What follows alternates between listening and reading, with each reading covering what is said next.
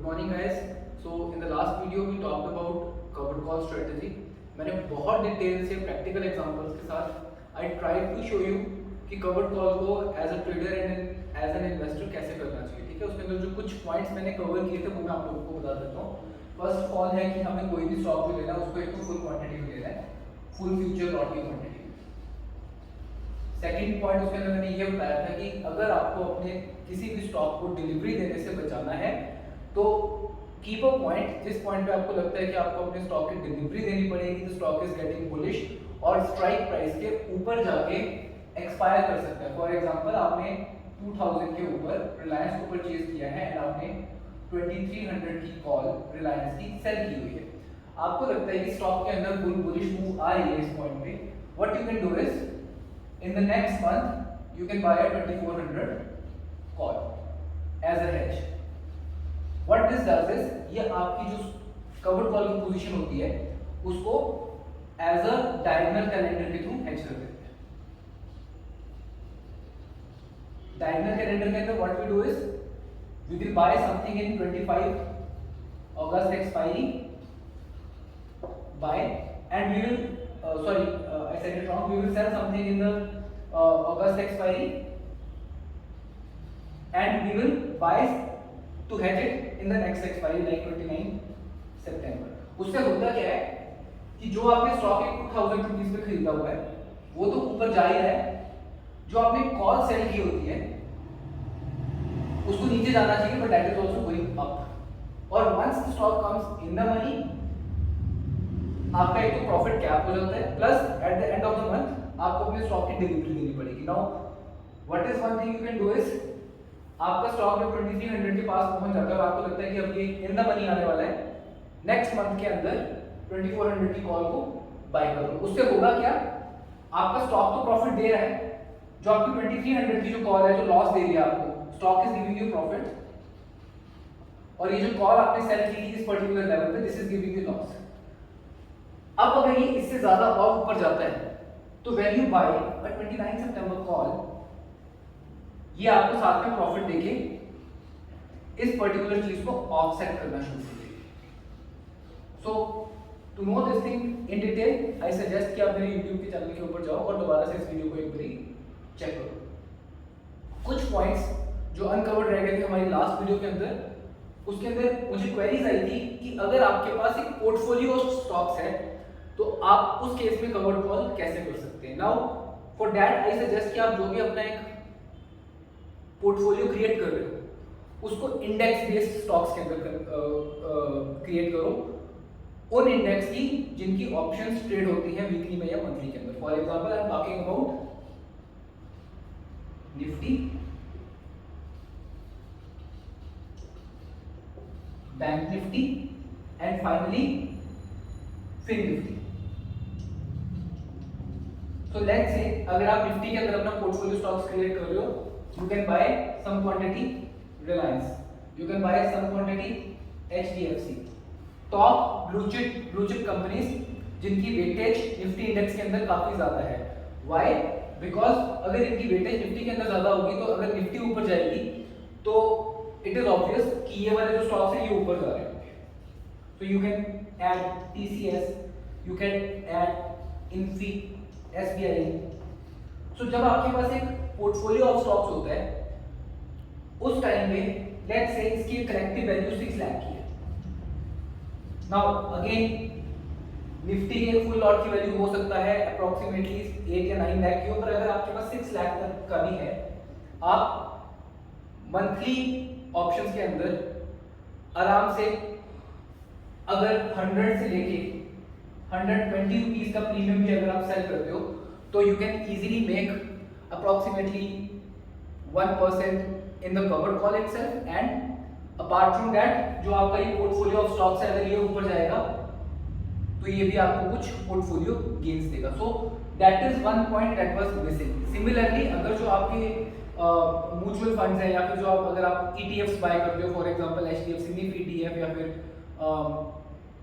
कोई और ETF आप बाय करते हो जिसके अंदर अंडरलाइन हैवी वेट है तो उस केस में आप इंडेक्स की सेलिंग करके भी कवर्ड कॉल को कर सकते हो. एंड अगेन हेजिंग मेथड इससे आपको निफ्टी के अंदर लिक्विडिटी भी ज्यादा मिलेगी, डायगोनल कैलेंडर क्रिएट करने में आपको कोई प्रॉब्लम भी नहीं आएगी, उस केस के अंदर आपको डिलीवरी नहीं देनी पड़ेगी।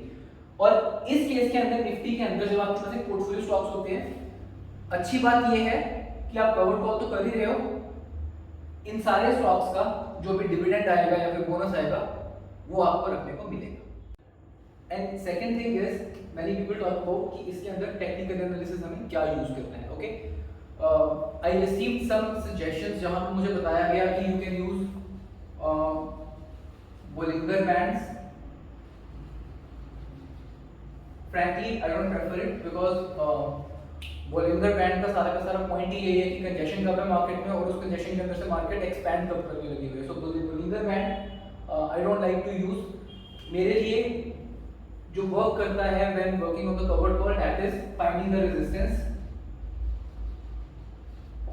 To sell a stock, to sell a covered call, to sell a covered call.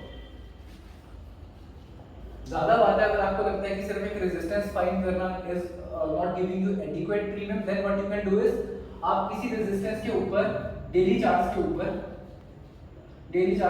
You can try to find RSI divergence. Resistance कैसे फाइंड करनी है ये मैंने पिछले अपनी वीडियो के अंदर आप लोगों को बताया था।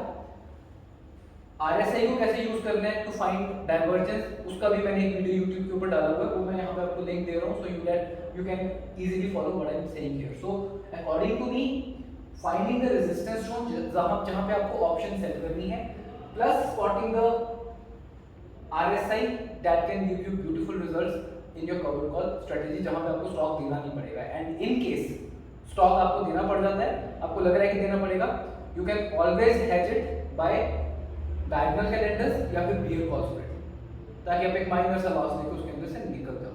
नाउ फाइनली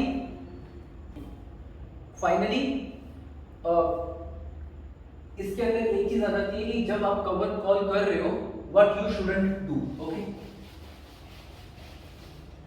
कवर कॉल करने का एक सारा पॉइंट ये है कि you have to do a hassle free trading. आप अपना अगर जॉब कर रहे हो तो जॉब करो, अगर आप अपना बिजनेस कर रहे हो तो बिजनेस करो, आपके पास एक अंडरलाइंग स्टॉक पड़ा हुआ है एज एन इन्वेस्टमेंट, आपको उस इन्वेस्टमेंट स्टॉक के ऊपर एक रेंटल इनकम चाहिए।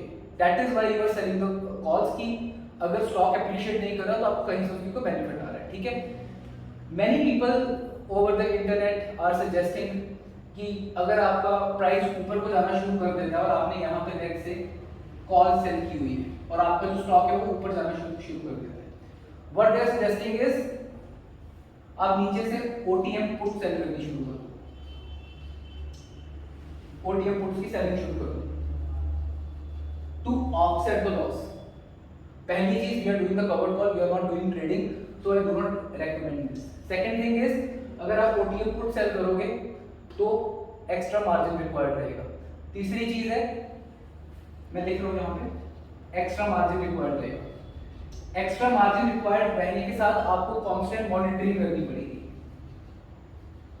एंड गाइस प्लीज अंडरस्टैंड कि ओटीएम पुट सेलिंग करना it means you are making a contract कि अगर कल को ये स्टॉक यहां से एकदम से नीचे गिर जाता है तो फिर आपको ये वाली ओटीएम पुट भी लॉस देना शुरू कर देगी और कहीं ना कहीं पे एक फर्दर पॉइंट पे आके आपको स्टॉक की डिलीवरी लेनी पड़ जाएगी उस पर्टिकुलर स्ट्राइक प्राइस के ऊपर। वो हमारा मोटिव नहीं है, हमारा मोटिव है एक हैसल फ्री वे में अपने स्टॉक की जो अंडरलाइन है उसकी डिलीवरी बिना दिए हमें एक रेंटल इनकम लेनी है इस चीज के। सो ओटीएम पुट सेलिंग भी मैं प्रेफर नहीं करता, that is a very dangerous method if you are working professional. आप 2 घंटे के लिए जो अंदर जाओगे और अगर वहां से मार्केट क्रैश करके यू कैन बी ना next level trouble. Okay, second thing is कई लोग क्या करते हैं, rather than buying the stock, उनके पास पैसे नहीं होते, what they do is they buy futures and then sell a call. Now आपने अगर फ्यूचर को इस लेवल पे बाय किया है और ये यहाँ पे इस तरीके से चल रहा है then it is a good strategy, but again you don't know what the market is going to do next. So अगर यहाँ से फ्यूचर इस तरफ को नीचे चला गया you are going to stare at losses because stock के केस में आपके पास अंडरलाइन है जिसकी वैल्यू कम होती जा रही है, बट फ्यूचर के केस में एवरी डे आपको मार्क टू मार्क लॉस अपने ब्रोकर को पकड़ाना पड़ेगा। फॉर एग्जांपल आपने यहाँ पे 100 रुपीज का लिया था और ये 90 पे आ गया है। अब ये जो 10 रुपीज का प्रीमियम लॉस है ब्रोकर ने आपके अकाउंट में से काटना है। सो आपके पास पहले तो पैसा होना चाहिए उस चीज के लिए। So again this can be very disasters, that is not our motive. So when working with futures you have to understand one very important point. अगर आप strategically future को buy कर रहे हो, that is a good thing. But you are buying future to do covered call when you don't have the cash for it, that can be disastrous. Let's say you have got 10 lakh cash with you. You wanted to invest into Reliance. Reliance का जो stock है, it costs around 700,000.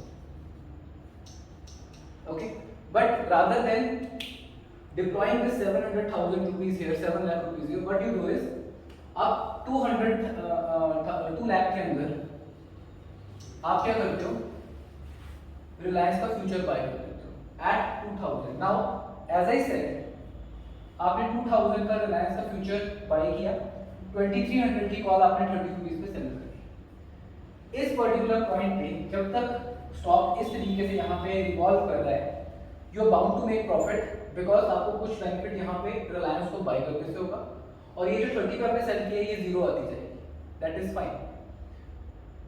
Because आपके पास एक reserve cash पड़ा हुआ है 10 लाख का, जो आपने सोचा हुआ था कि आपने इन्वेस्ट करना है, ठीक है। होता क्या है, लेट्स से ऑन 25 अगस्त ये 2000 यहाँ से ड्रॉप करके 1800 पे आ जाता है। Now understand this thing.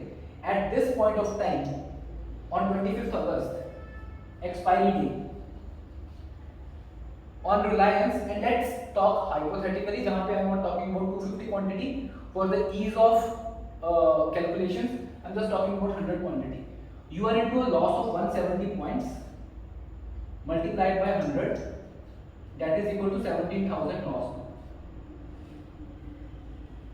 अगर आपके पास ये 700,000 नहीं होता और सिर्फ आप 2 लाख के बेसिस पे प्लस थोड़ा सा जो मार्जिन आपको कवर कॉल करने के लिए चाहिए, if you would have been doing it, आपका यहाँ से 17,000 का लॉस होगा। Make it 34,000 because the actual lot size is 250 और 34,000 प्लस 10,000 अप्रॉक्सीमेटली 44,000 का, ठीक है। बट एज एन इन्वेस्टर आपके पास 10 लाख है, उस केस के अंदर प्रॉब्लम नहीं है। प्रॉब्लम तब है अगर आपके पास सारा कैश ही यहाँ पे, आपने कैश ना देने से बचने के लिए लालच में आके कवर कॉल कर दी। जो 10 लाख वाला है उसकी स्ट्रेटेजिक मूव है और जो 2 लाख वाला है उसकी ग्रीडी मूव है। ये आपको समझना पड़ेगा। How? Because as a 2 lakh investor और कवर कॉल ट्रेडर आपका जो लॉस है वो 44,000 के आसपास घूम रहे हैं। That is approximately 20 to 22% loss on a folio of 2 lakh rupees. But इसके केस में 10 लाख वाला जो इन्वेस्टर है उसने तो रिलायंस के बाय करने ही करने थे। What he can do is expiry वाले दिन जो इसने ये फ्यूचर खरीदा था रिलायंस का 2000 पे, he can square off this particular future at 1800। इसको यहाँ पे लॉस होगा 200 पॉइंट्स का। इसने ये कवर्ड कॉल सेल की थी, इसको गेन होगा 30 पॉइंट्स का। Net loss is 170 points. But because he always wanted to invest in Reliance, what he can do is, because Reliance is at discount now at 1800, with his cash he can buy the stock again of 250 quantity at a discounted price of 1800। so अगर इस बंदे ने यहाँ से जिसने strategically यहाँ पे invest किया है वो अगर 2000 पे कवर कॉल करता या फिर 1800 के ऊपर कवर कॉल करता, उसको कोई फर्क नहीं पड़ना था बिकॉज उसके पास मार्जिन है पे करने के लिए। Plus for the time being उसकी सिर्फ इन्वेस्टमेंट की वैल्यू डाउन आई है। कल को 1800 से जब ये वापस इस पॉइंट पे जाएगा तो उसकी इन्वेस्टमेंट वो इंक्रीज भी हो जाएगी। But as a 2 lakh investor आपके पास वो लिबर्टी नहीं है, आपके पास वो 20% का लॉस है because you don't have the extra cash. So that is why we also say कि जो स्टॉक मार्केट है इसके अंदर जितना आपके पास पैसा है उतना आपका फायदा होने के चांसेस ज्यादा होते हैं। So guys these were the 3 points that I wanted to cover in this particular video. That is uncovered points थे कि इंडेक्स के ऊपर किस तरीके से करना है या फिर पोर्टफोलियो ऑफ स्टॉक्स के ऊपर किस तरीके से करना है। टेक्निकल एनालिसिस के अंदर रेजिस्टेंस के ऊपर डाइवर्जेंस को यूज करके RSI based you can do the cover call, and further क्या नहीं करना है आपको, एक्स्ट्रा पुट्स नहीं सेल करनी है और फ्यूचर के थ्रू नहीं करना है until and unless you are a strategic investor. Okay, so I hope you like this particular video. Do share your comments what you think about what I have shared, and I will try to resolve your queries.